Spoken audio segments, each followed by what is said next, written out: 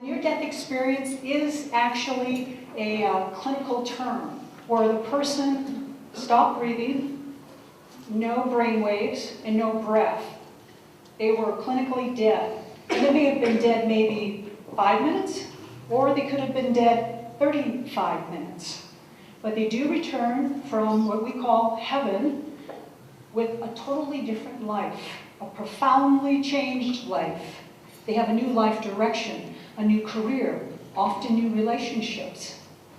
And that experience changes them for the rest of their life. And these people will share that with you. Now, just to understand where you guys are coming from, and you can just show by a show of hands, is who here have had a near-death experience? Okay, so a few of you. Yes, right here. And then since the panelists have just 10 minutes to talk about their background and their history and a little bit about their experience, I'd like to know from some of you what you would like to hear from them so they can focus their 10 minutes of information for you. So what would you like to hear about? I mean, they have details about how they died. They have details about what occurred when they were on the other side, and then they have a lot of details of the profound change in their life which they live with on a day-to-day basis and what they came back with. Often very, very strong new psychic abilities. So just go ahead and shout it out, what you would like to hear. Yes, sir?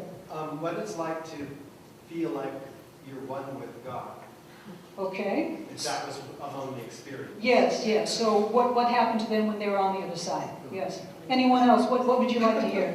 Was there anything negative in their experience? Good question. Anything negative while they're on the other side? Yes, ma'am.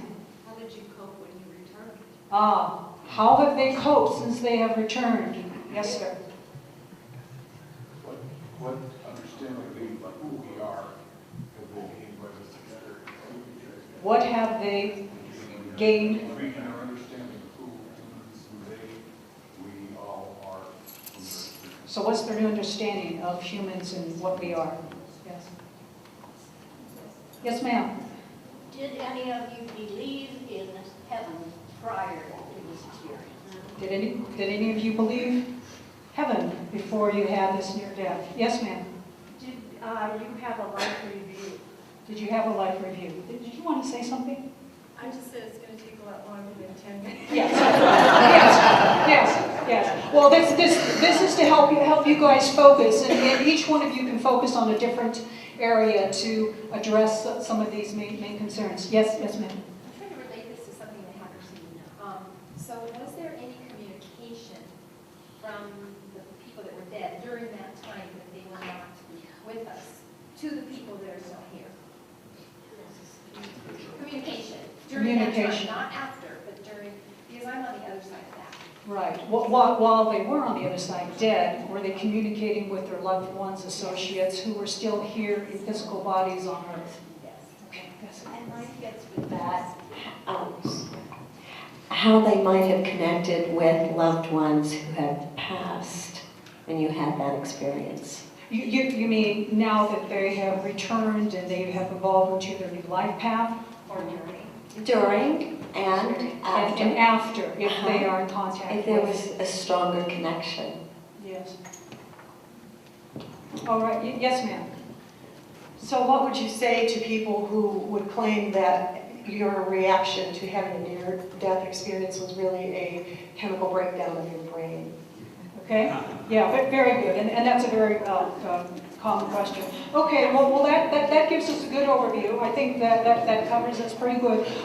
Please write your questions on your note cards, and that will help get the real information. Now, you just said something, and I was going to say something about what you said. What was that? Yes, okay, yes. This is a very popular dismissal of the near-death experience. And if you look at the International Association for Near-Death Studies website, they have white papers and research and data that goes back to 1974 addressing exactly this question. In addition to that, Eben Alexander, you've heard of him. He has a bestseller on the New York Times. He's been interviewed by Oprah Winfrey, and he is a physician. He's a neurosurgeon, and he debunks that pretty conclusively. What does he debunk? The fact that the near-death experience is just a chemical reaction in the brain. Yes, yes. So it's very, yes. Or what about a chemical reaction in the brain allowing a pathway for you to have this experience? That's also been debunked. But please feel free to look at decades of research and analysis on this material, on the International Association for Near-Death Studies. Yes, very good. All right, so let's get started. This is one of the questions. I'll just leave that there for now. Let's get started with our panelists now that we understand what you would like to hear more about. We'll get started with Dr. Roy Hill. Roy Hill, he has a book here on the back, and it tells about all of his research on the near-death experience. He has interviewed hundreds of people who've had near-death experiences.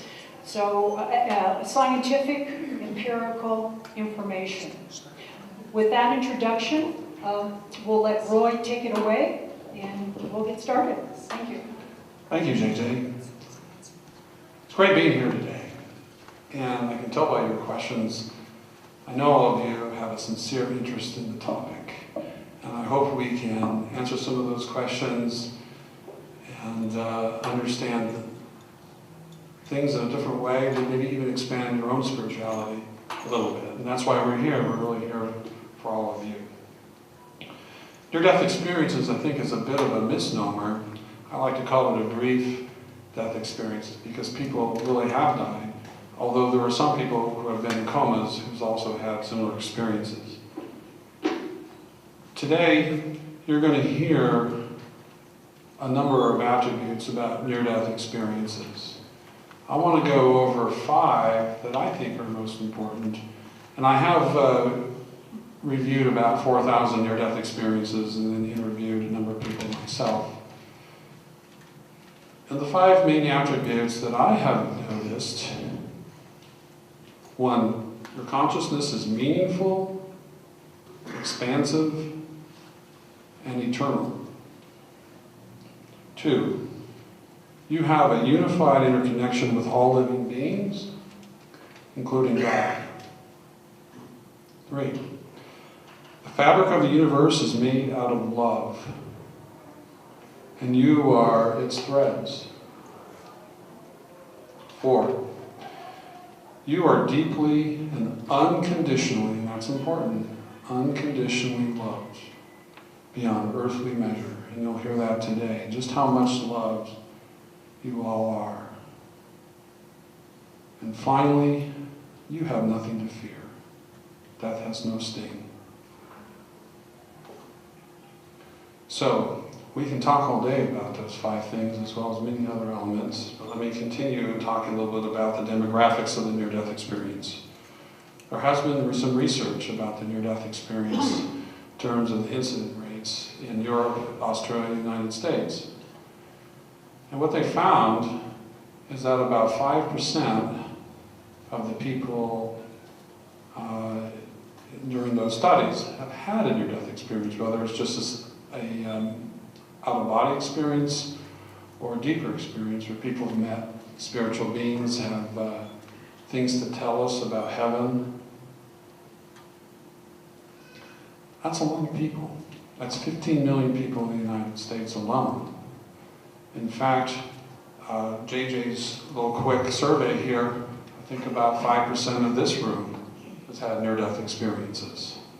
So we're right on target here with those figures. So near-death experiences aren't going away.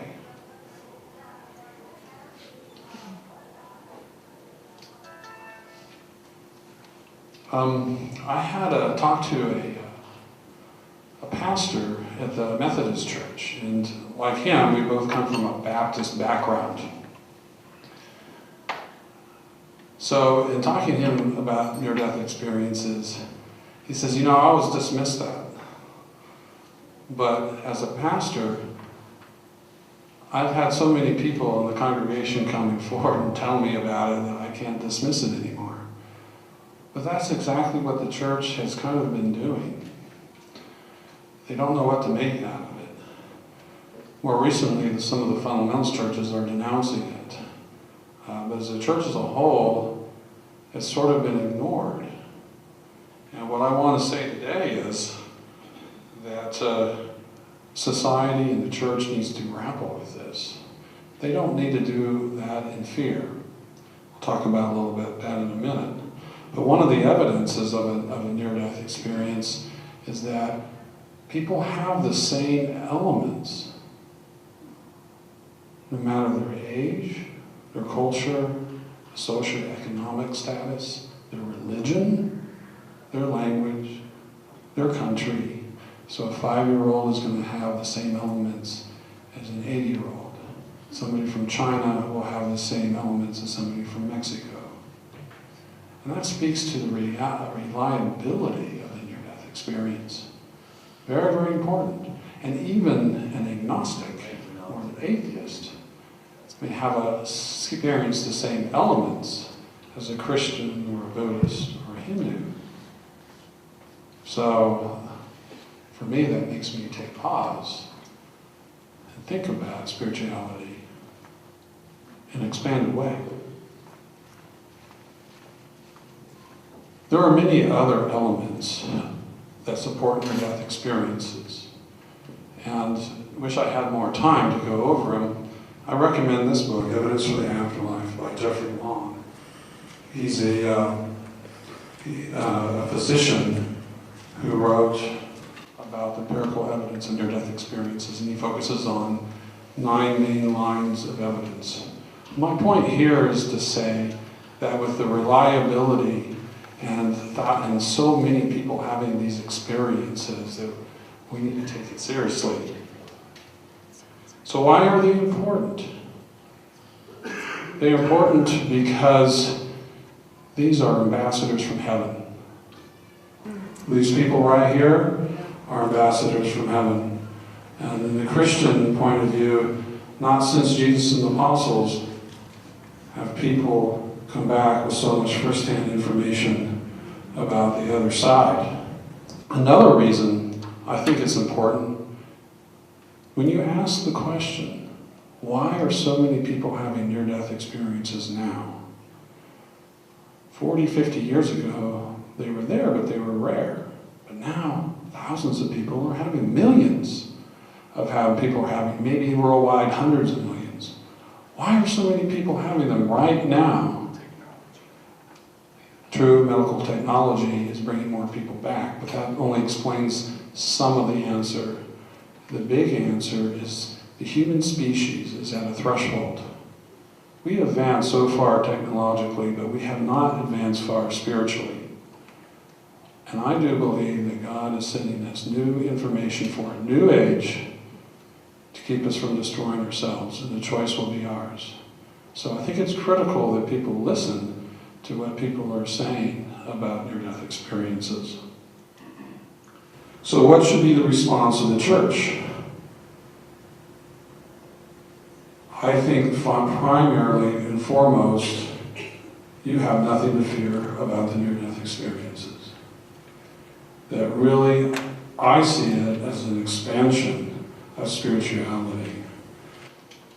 Like I said, shared earlier, I was raised Baptist, and then I had my own transformative spiritual experiences. They weren't near-death experiences, but they were still very important. I'm so sorry. That's okay. It flipped into it itself.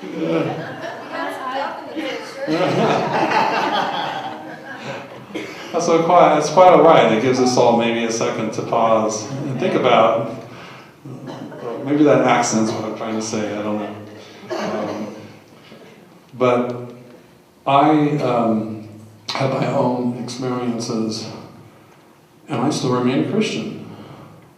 They haven't altered my view. In fact, it strengthened my Christianity because now I know how to emulate Jesus in a better way, in a stronger way. So I don't think there's anything to fear from it. Now, fundamentalist folks, and I don't think any of you are fundamentalists because we wouldn't be invited here, they will reject it because it does go a little bit beyond what their church doctrine says. I don't think it's inconsistent, but it does go beyond. And here's my answer to that. Would we all agree that God is infinite? How many Bibles would describe an infinite God?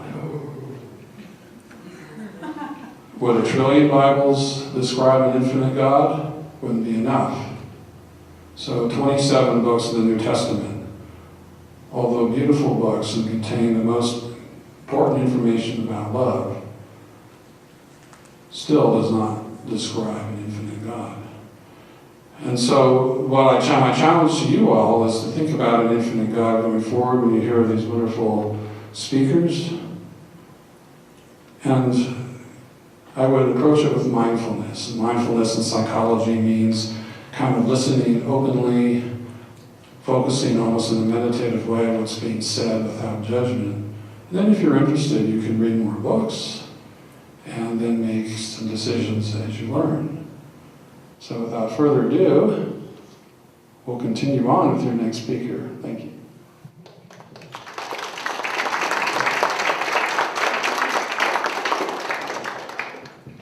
Next we have Nancy Rhines. She's an artist and writer living here in the Denver metro area. She has a scientific background as a geologist and a field artist. So she has a very analytical, methodical background. She started as an atheist, but she's changed her mind since then.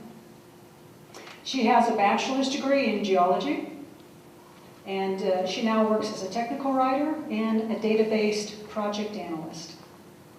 So please help me welcome Nancy Rhines.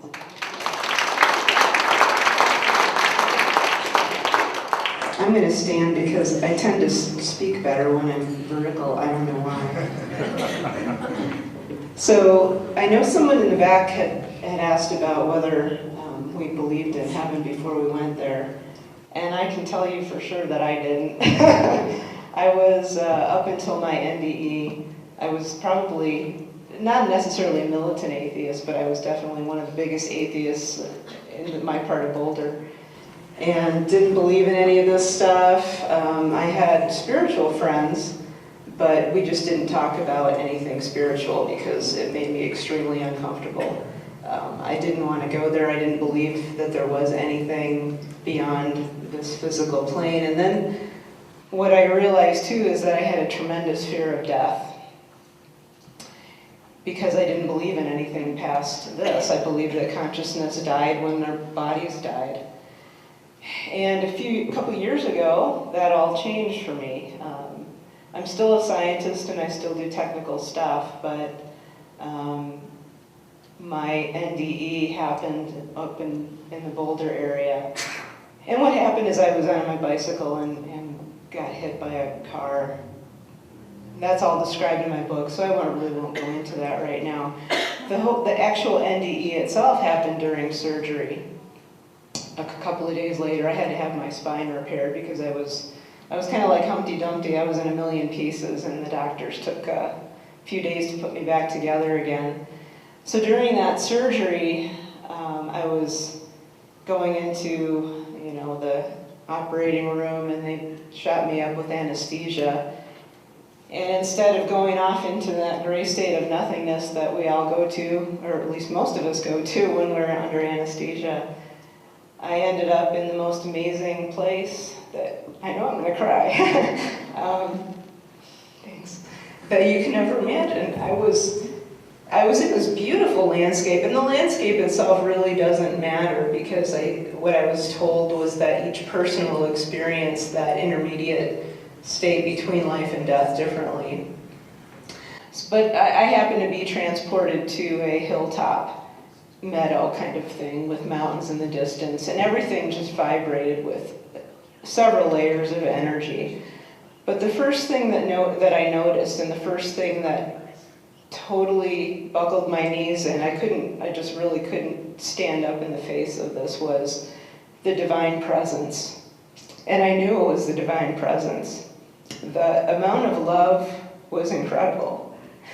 And coming from someone who was an atheist, I was thinking, oh, what am I doing here? I expected to, if there was a heaven and hell, I expected to go the other direction, right? What am I doing in heaven? But the divine welcomed me back with open arms. And it was that unconditional, absolutely unconditional love, fully accepting of who I was. Even though I knew that I had done some things that probably I shouldn't have, I made some decisions that, in hindsight, I would have done differently now, knowing the reality of who we are, which is we are all sparks of the divine, we are all bits of the divine, we're all connected in a very expansive way to the divine. I didn't realize that when I made those decisions. But even with those questionable decisions in my past, which we all have at some point or another, I was welcomed back with an amazing embrace of love and acceptance and joy almost that I can't express. I felt as if I was not only awash on a sea of divine love, but it also filled me up. It came through me in an amazingly energetic way. I can't describe it. It's not something that's very physical. It's a very energetic thing, because we're no longer physical when we're in that state, obviously. What I call the near-death state, at least for those of us who come back, what I can tell is it's sort of a stepping off point, and the real heaven is yet another destination. When I was there, I was fully expecting to keep going on. I had assumed that I had died. I didn't know what this was that I was experiencing other than death, because in the surgeries I'd had before, I'd never experienced anything like this.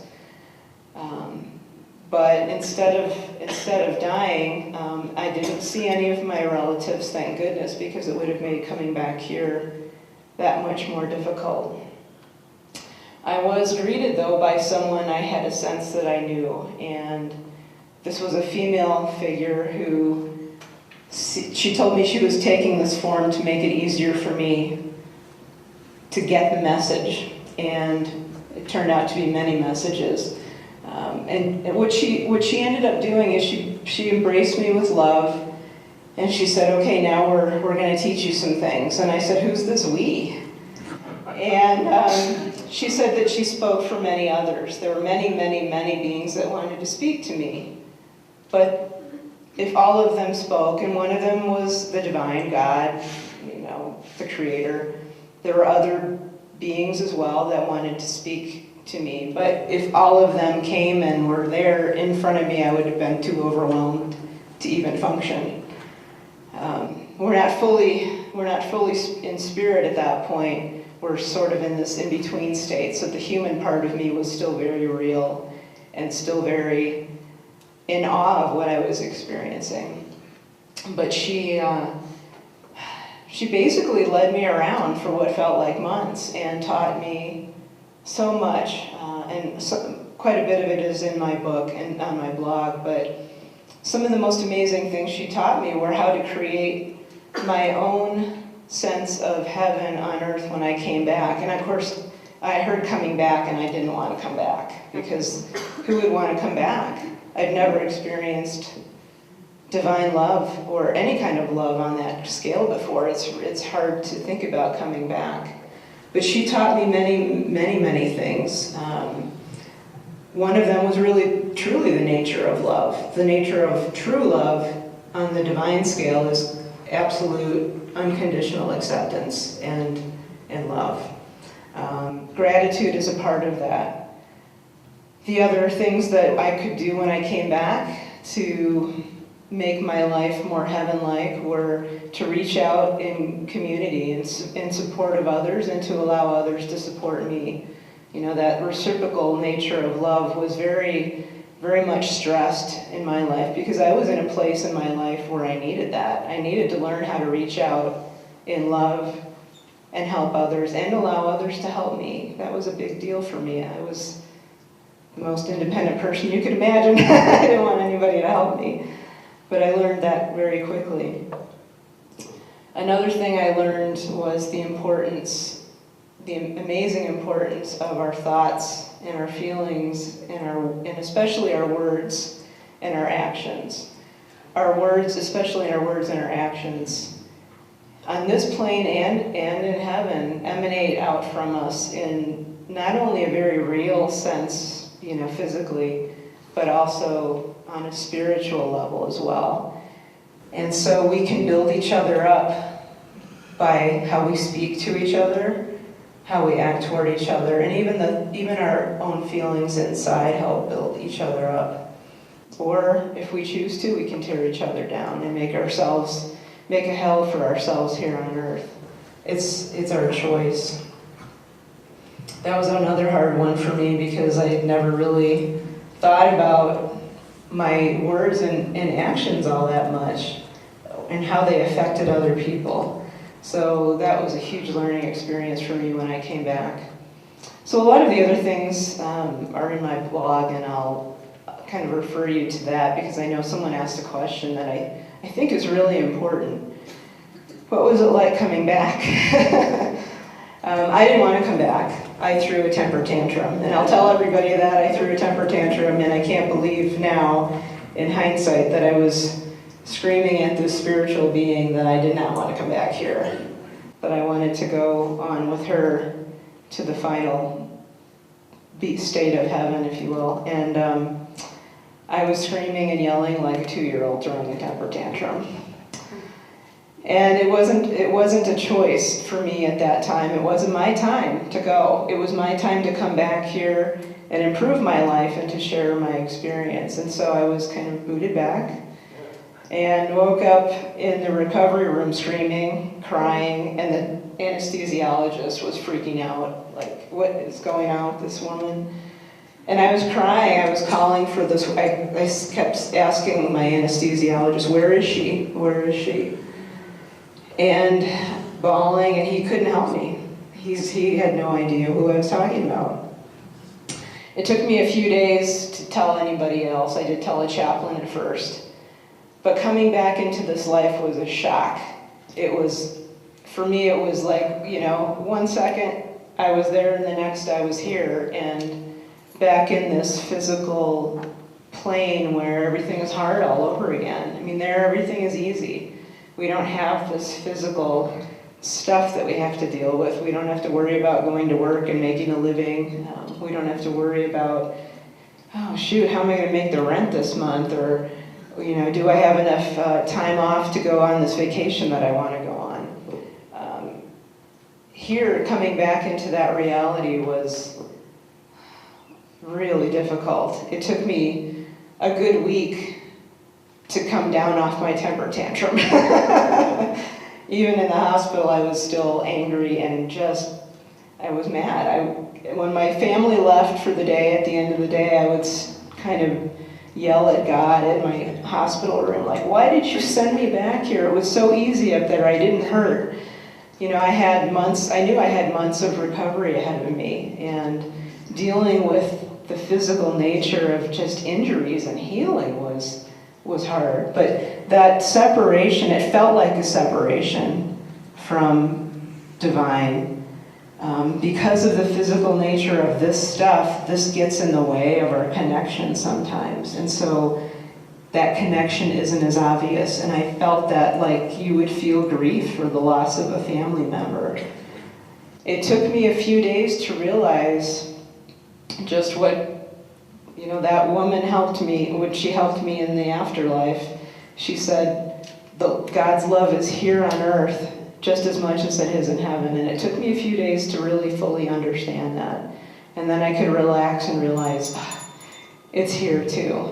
So that undercurrent of love, that divine love is here too. It's kind of hidden below a layer of this physicality, but it is there. And it's there for everybody. It doesn't matter what church door you walk in on Sunday, or synagogue, or temple, or even if you don't, like me. But it's there, and I just want to let everybody know that you're all loved beyond your capacity to even understand it.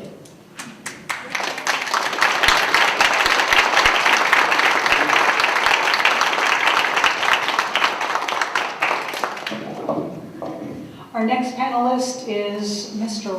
Rex Finthgeld. Rex was in a tree. Rex fell 3 stories down from the tree onto his head, onto concrete, breaking 20 bones. He was taken to the hospital, and the medical staff said he would have brain injury, he wouldn't be able to function normally anymore, and he would be incapacitated in many ways due to that fall. But he's back. He's back after all that.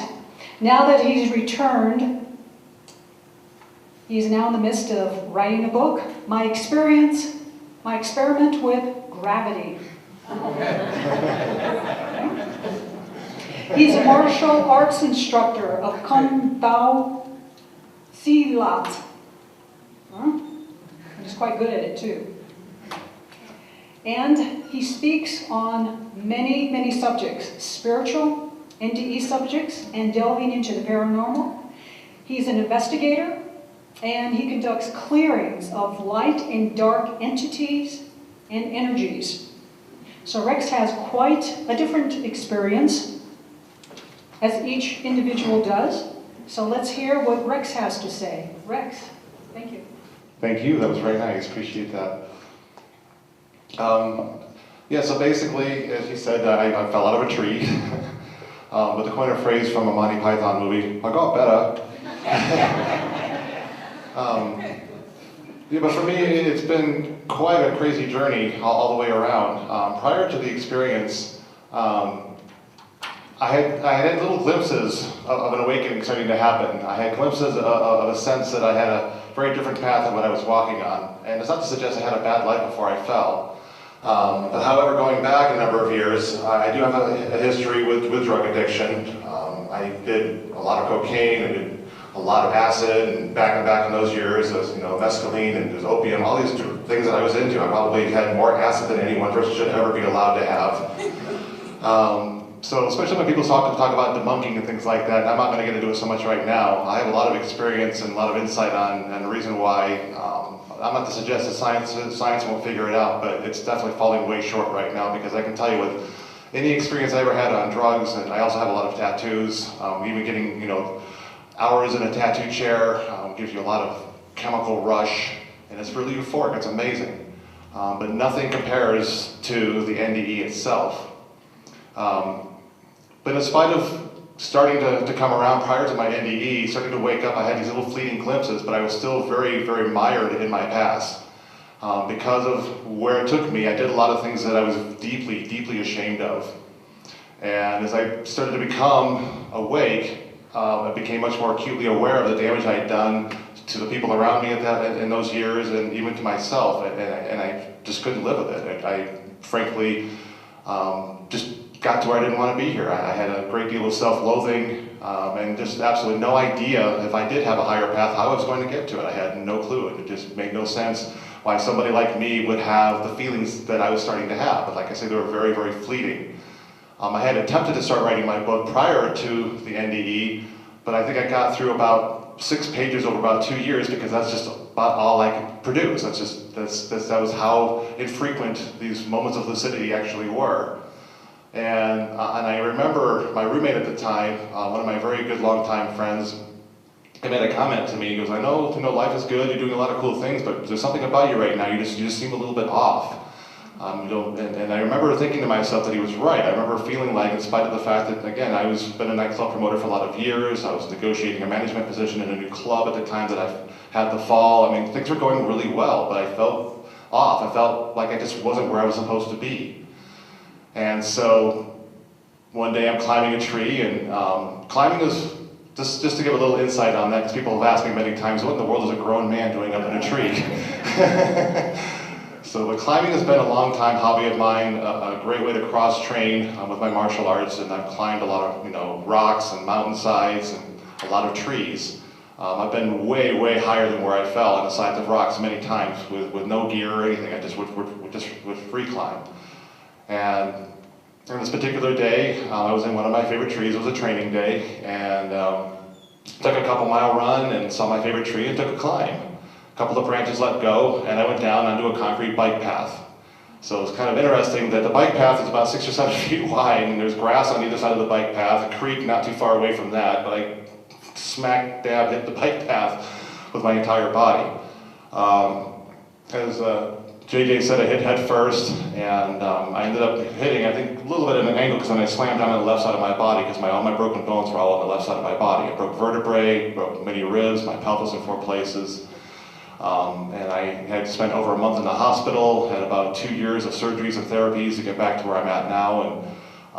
And thankfully, very thankfully, I mean, don't get me wrong, I worked very hard at this. I had a lot of great doctors. I also did a lot of work with Eastern healing as well. I had acupuncture, different forms of massage, energy work. So I will say, for my case, I definitely enjoyed the best of Eastern and Western medicine, and of course really worked very hard, and my martial arts also got me through it, because even when my body didn't work very well, I was still doing my martial arts, at least in terms of what my body would let me do. But getting into the actual NDE itself, now, as JJ said, I was in a coma for 5 days. My lung was decimated, so I was in constant respiratory crash. They were having to constantly resuscitate me over the first few days, and I can't say really how long it lasted. At the moment, you know, when I look back and reflect on the NDE itself, it seems like it was just a moment. And also to give a little insight on that, when I came out of the coma, I was not okay. I had no idea where I was. It took a while for me to even orient myself. And for that matter, it wasn't until I was sitting down with one of my doctors about a month after I was out of the hospital that I looked and I was realizing something had happened. I couldn't quite explain it. And I remember commenting to people even in the hospital, and my brother and sister-in-law who I was staying with, that something happened. I don't know what it was, but I had this really loving feeling, something, and I can't explain it. And I finally said to one of my doctors, would you say what I went through, would that qualify as a near-death experience? And he said, oh, most definitely, yes. And that's the point with which he explained to me, you were not expected to survive. We didn't expect you to make it through the night, let alone be healing as well as you are. Nobody expected me to be able to walk normally. I was told I was going to walk with a cane. I destroyed my left elbow and my shoulder, but they were not expected to ever get range of motion back, and then there's other things. So I'm back to training in martial arts. I'm teaching, and that was definitely something that most people did not expect to have happen. But that was a decision that I made even back in the hospital, and when I started to realize what had happened, that I'm going to be back. One day I will train again, and I didn't know exactly how. But getting into the actual moment of divinity that I experienced, for me, it was basically just the experience of light. I mean, I had no sense of my body. I didn't see anything. I didn't have a visual aspect other than just being light. I had a tremendous sense of experiencing my own pure being. But in experiencing my own pure being, I was experiencing pure being in and unto itself. I felt like at that moment I was divinity. And in that divinity, it was basically all of reality, everything. It was a source of consciousness. In quantum theory, because I'm definitely a bit of a quantum theory nerd, and I'm into cosmology and certain sciences, although I'm not a scientist, to be clear about that. There's a term that's called superposition. In quantum theory, that's a term that refers to particles existing in multiple places at the same time. And I felt reality at that point was existing in multiple places at the same time. All of reality, all at once, was existing, everything. And what I experienced was basically, or literally, all of space, whatever the expanse of the universe may be, all at once. Imagine that if you could quantify that as a singularity. All of time, past, present, and future, that was all in that same singularity. It was all one. Think about probability and possibility. Getting into concepts of multiple realities and parallel universes. It was all there, all at once. Gosh, time flies.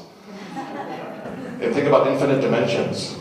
It was all there. It was that moment. I was that moment. That was me. It was my own pure being. But let me just be clear about this. This was not something that was somehow special to me. This is inherent, and what she's talking about, this is inherent in every single one of us, by the nature of our very existence.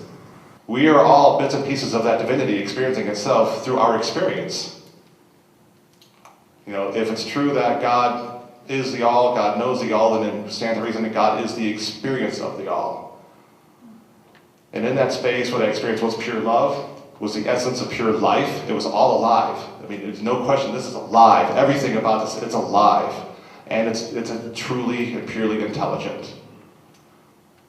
So I will, again, one thing I will definitely support, and I know all NDEers say this is all about love. This is the experience of love. I think the purpose of life is to experience love in all of its forms.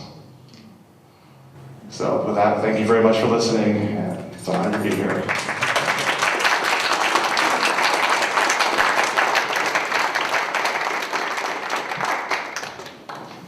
Deirdre Maltby, our near-death experiencer here. She's a speaker, author, and a retail shop owner in Salida, Colorado. Her book is While I Was Out, which sort of understates the experience. She was in a coma for many days, and she came out of it too. She had a very remarkable experience, and she has 4 touching stories that she experienced during her near-death experience. Now, oftentimes, when these people have these experiences and they return here back to physical life, that experience is behind them. Now they are on a new life path, and now they know what their purpose is. And they're generally charging forward and expressing that new life path. So they're more about what's in front of them, how they're manifesting the message of love that they received on the other side. Deirdre, also known as Dee, will tell us about her experience and her background and her story. Please help me welcome Dee. Well, thank you.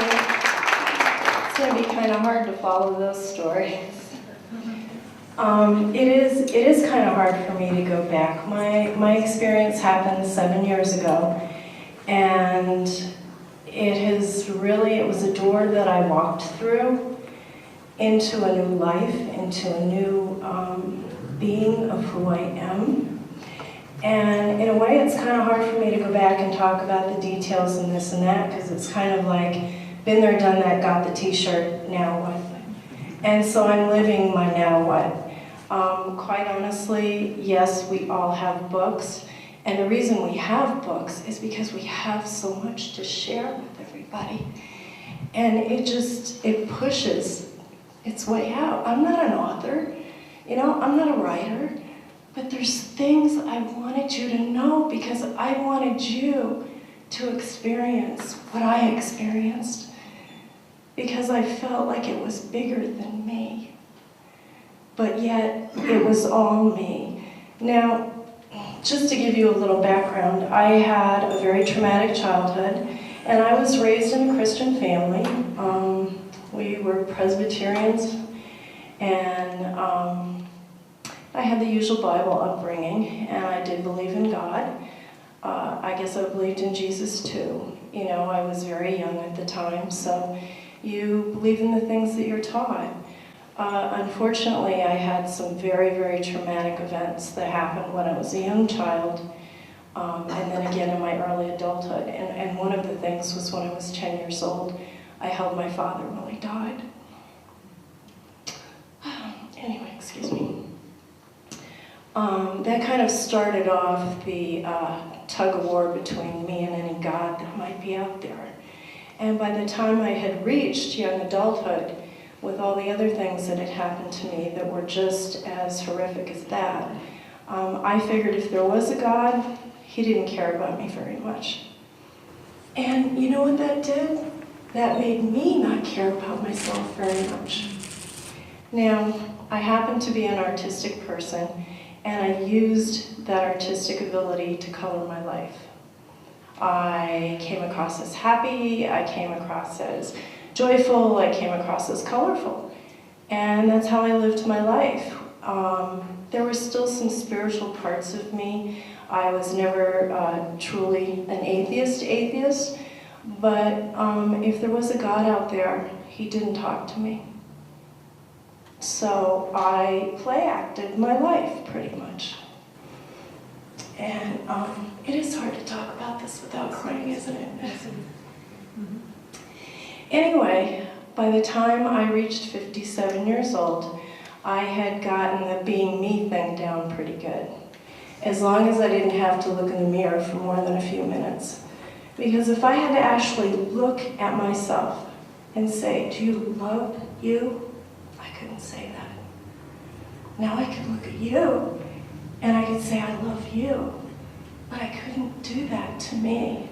Or I could look at a bird or a dog or all of God's creations. And I knew that they were created and it was so easy to love them. I couldn't love me. So I hid all that behind a colorful life. And we moved to Salida and opened up a store. I had a wonderful sister and a supporting husband. And so one day I tooted off to Colorado Springs to go shopping for the store. And on the way back, what did I do? I decided to flip my husband's Tahoe. And so that's what started my NDE. But I actually had 4 experiences. And I had 2 experiences when I was in a critical state. And I had 2 then when I was not in any jeopardy of dying. And at the end of all of those experiences came the knowledge from me, and I can't explain it here because we'd be here till midnight, but it is here. Every single word of it is here, and every thought of it. But I knew that it was a learning circle of love, and that's what was given to me. And it was given to me in those increments, because had it been given to me all at once, I wouldn't have accepted it. I would not have accepted it. But when I was in my experience, part of my experience, I was in a coma for 12 days, and I had so many little experiences within the span of 12 days. I never had the concept of going anywhere, or dying, or going through a tunnel, I guess, which is part of some people's near-death experiences. I actually knew that I was being held. So there was no concept of death to me. I didn't see people, I didn't see religious figures. In fact, in one of the most profound parts of my experiences, it started off with these colors. And being an artist, one of the things that I had to do in my jobs, in a position I had many years ago, was I had to match colors, Pantone colors or colors in life. People would give me things. And a lot of times there's shades in between shades in between shades that you can't see. And so I became very, very good at seeing all the different color spectrum. But in my particular experience, I realized as I was being drawn into this kaleidoscope that was around me, that was all these fabulous colors, is that our color spectrum here is like not even 1/100th of what truly exists in reality. And then the thing for me also is that these colors, they were 3-dimensional. They had vibrations, they had sounds. And as I swirled into this kaleidoscope, and it was cool because it was like I could back up and see it from a distance, like you would see a kaleidoscope that you turn and it makes all those things, and I saw all the truly intricate patterns, and then all of a sudden it would be like whoosh, my consciousness would just go right into them, and I'd be a part of the swirling, and I could hear and feel each vibration as I passed into each color. And so there was no physicality. I was pure consciousness. I was pure consciousness, and I was just enjoying it. And I knew I was being held, and every now and then, an earthly, logical thought would go through your head, and I remember thinking, well, I'm an artist, I'm seeing all these colors, but where's the color white? And as soon as that permeated my thought, it was like, I'll let you feel that, but you can't be there, not yet. And for one split millisecond, I experienced the white. It was brighter than any white we know here on earth, and it went up forever, it went out forever. And it was above all of these colors that I was being held in. And I knew that I was being held in the colors even though I didn't know I had a body anymore, because quite honestly, I forgot about my family. I forgot about me as a living human being. I was just pure consciousness being held in these colors. And when I got to experience that whiteness for a second, and I knew that that whiteness was home, it was like all of a sudden everything blew away. And I was out in the universe.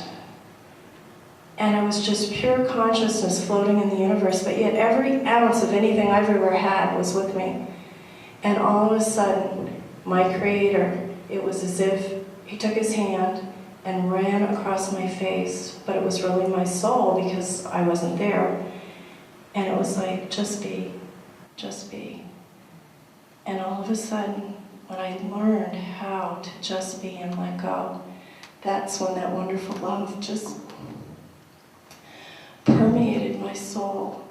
And I understood the connection. I understood the oneness. I understood everything.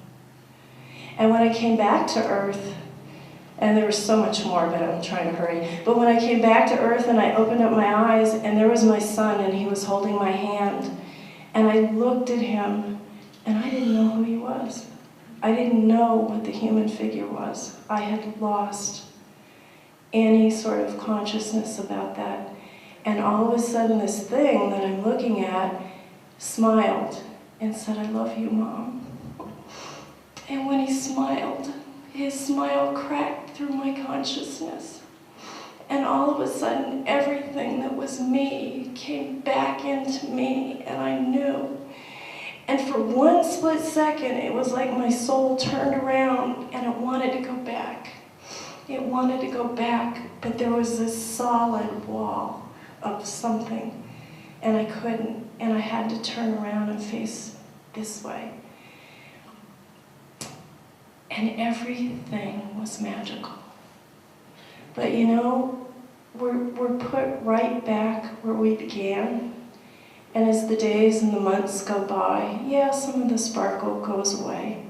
Some of the gleam falls off the miracles that you know you experienced. But you realize you have to create them again. And I was given, in one of my earthly experiences, I was given the gift of self-love. Now here I'm 57 years old, and I've never loved myself. And I loved myself now. And so as I go forward, oops, sorry. Oh, yeah, 1 minute. Oh, okay. It sounds great. But one of the things that was imparted to me and was very, very important, and this is what I do as I go forward, and I'm not a public speaker. Like I said, I'm not a writer, I'm not a public speaker. I'm just supposed to share.